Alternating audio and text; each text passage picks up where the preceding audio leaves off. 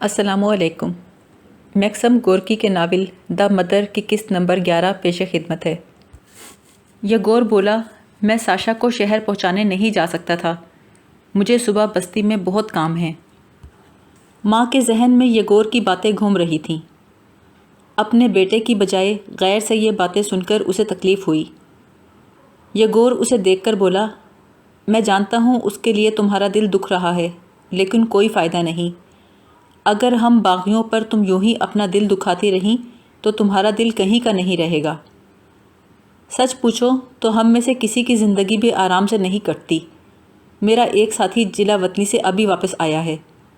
جب وہ جیل پہنچا تو اس کی بیوی اور بچہ شہر میں اس کا انتظار کر رہے تھے، اور جب وہ شہر پہنچا تو وہ لوگ ماسکو کی جیل میں جا چکے تھے۔ اب اس کی بیوی کے سائبیریا جانے کی باری ہے۔ میری بھی بیوی تھی، بے حد اچھی عورت۔ اس قسم کی 5 برس کی زندگی نے اسے قبر میں پہنچا دیا۔ اس نے ایک گھونٹ میں اپنی چائے ختم کر دی اور اپنی کہانی جاری رکھی۔ اس نے اپنی جیل، جلا وطنی اور سزا کی کہانی سنائی۔ سزا کے سال اور مہینے گنوائے، مختلف مصیبتوں، جیل میں مار کھانے اور سائبیریا میں فاقے کرنے کے واقعات سنائے۔ وہ جس پرسکون سادگی کے ساتھ اپنی مصیبتوں اور اذیتوں کی کہانی سنا رہا تھا، ماں تعجب کرتی رہی۔ پھر وہ ایک دم بولا، لیکن اب کام کی باتیں کریں۔ اس کا لہجہ تبدیل ہو گیا، چہرے پر سنجیدگی آ گئی۔ اس نے دریافت کیا کہ وہ کارخانے میں پرچے کیسے لے کر جائے گی۔ باتیں کرتے کرتے ماں کو پھر ساشا کا خیال آیا۔ وہ لڑکی جس کے خد و خال اور چہرہ سخت تھا، وہ برف کے ڈھیر میں راستہ بناتی، تھکی ماندی تنہا چل رہی تھی۔ ماں کا بیٹا جیل میں تھا۔ ممکن ہے وہ ابھی بھی سویا نہ ہو، بلکہ لیٹا ہوا کچھ سوچ رہا ہو۔ اب تو اس کے پاس ایک اور عزیز ہستی تھی یاد کرنے کے لیے۔ یگور نے کہا، ماں تھک گئی ہوں گی، چلو سو جائیں۔ اس نے خدا حافظ کہا اور آڑے آڑے آہستہ چلتی باورچی خانے میں چلی گئی۔ دوسرے دن ناشتے پر یگور نے کہا، اگر ان لوگوں نے تمہیں پکڑ لیا اور پوچھا کہ یہ خطرناک پرچے کہاں سے ملے تو کیا کہو گی؟ اس نے جواب دیا، میں کہوں گی اس سے تمہارا کوئی تعلق نہیں۔ یگور نے سمجھایا، وہ لوگ تم سے اتفاق نہیں کریں گے، انہیں پورا یقین ہے پرچوں کا تعلق کن سے ہے، وہ تم سے کریت کریت کر پوچھیں گے۔ میں انہیں کچھ بھی نہیں بتاؤں گی تو وہ تمہیں جیل میں ڈال دیں گے۔ تو کیا ہوگا، میں خدا کا شکر ادا کروں گی کہ میں اس قابل ہو گئی۔ پھر ٹھنڈا سانس بھر کر بولی، میری ضرورت کس کو ہے، کسی کو بھی نہیں۔ یگور بغیر جواب دیے کمرے میں ٹہلتا رہا، پھر ماں کے پاس گیا اور بولا، ماں مجھے معلوم ہے تمہارے لیے کتنا مشکل ہے، ہر شخص کو تمہاری ضرورت ہے ماں۔ ماں نے اس کی طرف دیکھا اور کچھ کہے بغیر مسکرائی۔ دوپہر کو اس نے کارخانے جانے کی تیاری شروع کی۔ اپنے کپڑوں کے نیچے اس نے پرچے ہوشیاری سے باندھ لیے۔ جب یگور نے دیکھا تو اطمینان سے کہا، ان پرچوں نے تم میں ذرا بھی تبدیلی پیدا نہیں کی۔ تم وہی شفیق ادھیڑ عمر کی عورت ہو، لمبی اور کچھ موٹی۔ تمہاری اس معمولی سی ابتدا پر سارے دیوتاؤں کا سایہ رہے۔ آدھے گھنٹے کے بعد وہ کارخانے کے پھاٹک پر بڑے اطمینان اور اعتماد کے ساتھ کھانے کے خوانچوں کے بوجھ سے جھکی ہوئی کھڑی تھی۔ جو بھی احاطے میں داخل ہوتا، سنتری بھدے انداز میں ان کی تلاشی لیتے، جس کے بدلے انہیں مزدوروں کی گالیاں سننی پڑتیں۔ ایک طرف ایک پولیس والا کندھے پر بندوق رکھے بیٹھا تھا۔ وہ سمجھ گئی یہ خفیہ پولیس کا آدمی ہے۔ ایک نوجوان مزدور نے تلاشی لینے والے سنتری سے کہا، بےہودہ کہیں کہ، ہمارے سر کی تلاشی لو، جیبوں میں کیا دیکھ رہے ہو؟ سنتری نے کہا، تمہارے سر میں جوؤں کے سوا ہے ہی کیا؟ ماں نے کہا، ذرا مجھے جلدی جانے دو، دیکھتے نہیں اتنے بوجھ کے نیچے کسی کی کمر ٹوٹ سکتی ہے۔ سنتری نے چڑھ کر کہا، جاؤ جاؤ۔ ماں جب اپنی جگہ پر پہنچ گئی تو اس نے خوانچے زمین پر رکھ دیے، چہرے سے پسینہ صاف کیا اور چاروں طرف نظریں دوڑائیں۔ 2 بھائیوں نے جو فٹر تھے، ماں کی طرف دیکھا اور اس کی طرف چلے آئے۔ دونوں میں سے جو بڑا تھا، اس نے تیوری پر بل ڈالتے ہوئے کہا، پیروگی ہے؟ ماں نے جواب میں کہا، آج نہیں ہے، کل لاؤں گی۔ یہ شناختی الفاظ تھے۔ ان کے چہرے کھل گئے۔ خوانچوں میں جھانکنے کے بہانے وہ پنجوں کے بل زمین پر بیٹھ گیا اور پرچوں کا بنڈل کوٹ کے اندر منتقل کر لیا۔ اونچی آواز سے بولا، آج ہم گھر نہیں جائیں گے، یہیں سے کھانا خرید لیں گے۔ یہ کہتے کہتے اس نے احتیاط سے ایک اور بنڈل لمبے جوتوں میں ڈال لیا۔ ماں نے بڑی احتیاط سے ادھر ادھر دیکھا اور آواز لگائی، شوربہ لے لو، گرم نوڈلز لے لو۔ جلدی جلدی اس نے پرچوں کے بنڈل نکال نکال کر ان بھائیوں کو دینے شروع کیے۔ مزدور ہاتھوں میں پیالے لیے ہوئے آئے۔ جب بھی کوئی نزدیک آنے لگتا، ان بھائیوں میں سے کوئی ایک زور سے ہنستا۔ ماں سمجھ جاتی اور فوراً پرچے دینا روک دیتی اور کھانے کی طرف مڑ جاتی۔ دونوں بھائی ہنسنے لگے۔ تم بڑی ہوشیار ہو پلاگیا۔ نزدیک کھڑے ایک فائر مین نے ترشی سے کہا، ضرورت انسان سے سب کچھ کرواتی ہے۔ اس بیچاری کے روزی کمانے والے کو وہ لوگ لے گئے، حرام زادے۔ یہ لو ماں، ہمیں 3 کوپک کے نوڈلز ڈال دو۔ ماں بولی، کوئی بات نہیں، کسی نہ کسی طرح کام چلا ہی لوں گی۔ اس نے مسکراتے ہوئے ہمدردی کا شکریہ ادا کیا۔ پھر آواز لگائی، گرم نوڈلز لے لو، شوربہ لے لو، دلیا لے لو۔ وہ سوچ رہی تھی پرچوں کے متعلق اپنے پہلے تجربے کے بارے میں اپنے بیٹے سے کیا کہے گی۔ اس کے ذہن میں کسی گوشے میں افسر کا پریشان، غصے بھرا چہرہ لہرا رہا تھا، جس کی مونچھیں فکر سے پھڑک جائیں گی، اس کے بھیچے ہوئے دانت سکڑے ہوں گے۔ ماں کے سینے میں خوشی کسی پرندے کی طرح چہچہائی۔ اس شام جب وہ چائے پی رہی تھی تو کیچڑ میں گھوڑوں کی ٹاپوں کی آواز سنائی دی۔ پھر ایک جانی پہچانی سی آواز آئی۔ وہ اٹھ کھڑی ہوئی، باورچی خانے سے ہوتی ہوئی دروازے کی طرف لپکی۔ ڈیوڑی میں جلدی جلدی چلنے کی آواز آئی۔ اس کی آنکھوں کے سامنے تاریکی چھا گئی۔ اس نے کھمبے کا سہارا لیتے ہوئے پاؤں سے دروازہ کھولا۔ آداب ننکو، جانی پہچانی آواز آئی۔ لمبے پتلے بازو نے اسے ہلکے میں لے لیا۔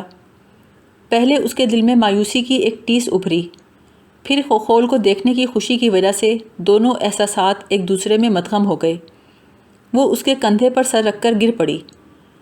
خوخول نے کانپتے ہوئے ہاتھوں سے ماں کو مضبوطی سے تھام لیا۔ وہ دھیرے دھیرے رو رہی تھی۔ وہ اس کے بالوں میں ہاتھ پھیرتا ہوا کہہ رہا تھا، رو مت ننکو، دل تھوڑا مت کرو۔ میں سچ کہتا ہوں، پاویل بھی جلد ہی چھوٹ جائے گا۔ وہ لوگ کوئی بھی جرم ثابت نہیں کر سکے۔ ہمارے سب لوگ بالکل خاموش ہیں۔ ماں کو کندھے سے سہارا دیتے ہوئے وہ دوسرے کمرے میں لے آیا۔ ماں اس سے چمٹ کر بیٹھ گئی۔ وہ بولا، پاویل نے سلام کہا ہے، وہ بالکل اچھا ہے اور بہت خوش ہے۔ وہاں اب بہت لوگ ہو چکے ہیں، تقریباً 100 آدمیوں کو پکڑ رکھا ہے۔ کچھ شہر کے لوگ ہیں، کچھ ہمارے ساتھی۔ ایک ایک کوٹری میں 3 4 لوگوں کو بند کیا ہوا ہے۔ جیل کے عہدیدار اچھے ہیں۔ خفیہ پولیس والوں نے ان کو اتنا کام دے دیا ہے کہ وہ بیچارے پس کر رہ گئے ہیں۔ زیادہ سخت لوگ نہیں ہیں، بس یہی کہتے ہیں، کوئی ہنگامہ نہ کرنا تاکہ ہم پر مصیبت نہ آئے۔ ہمارے ساتھی ایک دوسرے سے باتیں کرتے ہیں، ایک دوسرے کو کتابیں دیتے ہیں، کھانے میں شریک ہوتے ہیں۔ ماں، جیل پرانی اور گندی ضرور ہے، لیکن وہاں زیادہ تکلیف نہیں ہوتی۔ وہاں کے مجرم قیدی بھی اچھے لوگ ہیں، ہماری مدد کرتے ہیں۔ مجھے اور 4 آدمیوں کو رہا کر دیا گیا ہے۔ مجھے یقین ہے پاویل کا نمبر بھی جلد آئے گا۔ البتہ شیکوف کا نمبر سب سے آخر میں آئے گا۔ بہت گالیاں دیتا ہے۔ سب لوگ اس کے مخالف ہو گئے ہیں۔ خفیہ پولیس والے تو اس کی صورت نہیں دیکھ سکتے۔ یا تو اس پر مقدمہ چلایا جائے گا یا اسے کسی دن بہت مار پڑے گی۔ پاویل اسے اتنا سمجھاتا ہے کہ یہ باتیں چھوڑ دو نکولائی، تمہاری گالیوں سے یہ لوگ سدھرنے والے نہیں۔ لیکن وہ چلاتا رہتا ہے۔ پاویل کا طور طریقہ بہت اچھا ہے ماں، وہ اپنے آپ کو ثابت قدم اور مضبوط رکھے ہوئے ہے۔ مجھے یقین ہے وہ لوگ جلد اسے رہا کر دیں گے۔ اس کی باتوں سے ماں کو تسکین سی ہو گئی۔ بولی، جلدی؟ خوخول بولا، ہاں ماں، بہت جلدی۔ اب ایک پیالی چائے کے بارے میں کیا خیال ہے؟ اور ذرا یہ بھی سناؤ کہ تمہارے حال چال کیا ہیں؟ اس کے انداز میں کتنی نرمی اور ہمدردی تھی۔ اس کی غمزدہ آنکھوں میں محبت کا شعلہ تھا۔ اس کی داڑھی بڑی ہوئی تھی۔ ماں نے کہا، مجھے تم سے بہت محبت ہے۔ وہ کرسی پر جھولتے ہوئے بولا، میرے لیے تو تھوڑی سی محبت بھی کافی ہے۔ ماں نے اصرار کیا، لیکن میں تمہیں خاص طور پر چاہتی ہوں۔ وہ بولا، مجھے معلوم ہے کہ تم مجھے بہت چاہتی ہو۔ تمہارا دل تو اتنا بڑا ہے کہ اس میں سب کی محبت سما سکتی ہے۔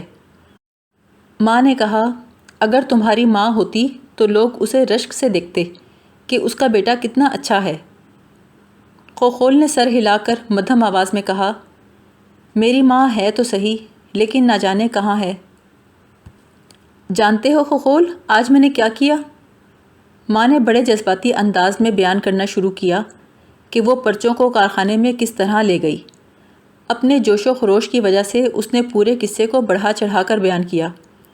خوخول آنکھیں پھاڑ کر اسے تعجب سے دیکھتا رہا، پھر کہکہے لگا کر ہنسنے لگا، خوشی سے چلایا، اوہ ہو، یہ تو بہت اچھی بات ہوئی، بالکل ٹھیک، پاویل سن کر بہت خوش ہوگا۔ بہت اچھا ہوا ننکو، پاویل کے لیے بھی اور دوسرے تمام لوگوں کے لیے بھی۔ اس نے خوشی کے مارے سیٹی بجانی شروع کر دی۔ اس کے روئیں روئیں سے مسرت ٹپک رہی تھی۔